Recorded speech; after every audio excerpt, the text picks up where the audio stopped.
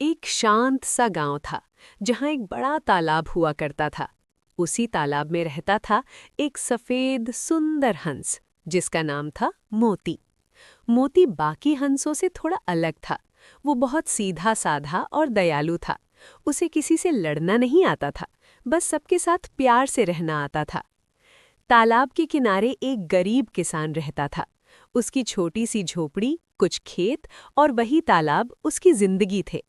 मोती रोज सुबह तालाब से निकलकर किसान की झोपड़ी के पास आता और चुपचाप बैठ जाता। हंस और किसान की दोस्ती। किसान रोज मोती को थोड़ा सा अनाज डाल देता। मोती खुशी खुशी तालाब में तैरता और किसान के पास बैठकर जैसे उसका दुख सुनता।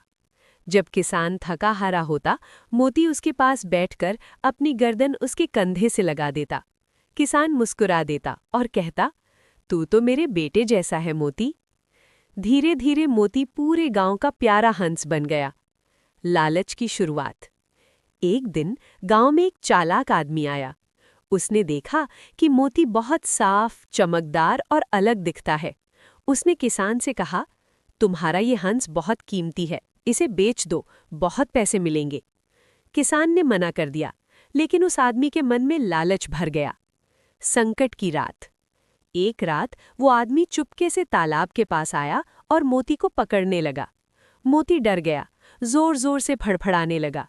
आवाज सुनकर किसान बाहर आ गया। उसने देखा मोती को ले जाया जा रहा है। किसान ने पूरी ताकत से चिल्लाया। गांव वाले इकट्ठा हो गए और उस आदमी को पकड़ लिया। मोती की जान बच गई। सच्चाई की जीत। अगली सुबह गांव वालों ने फैसला किया, मोती पूरे गांव की धरोहर है, कोई उसे नुकसान नहीं पहुंचाएगा। किसान की झोपड़ी के पास तालाब को साफ किया गया।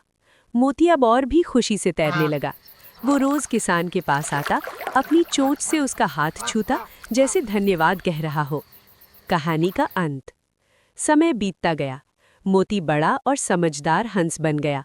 गांव के बच्चे उससे सीखते, प्यार, सच्चाई और भरोसे का मतलब।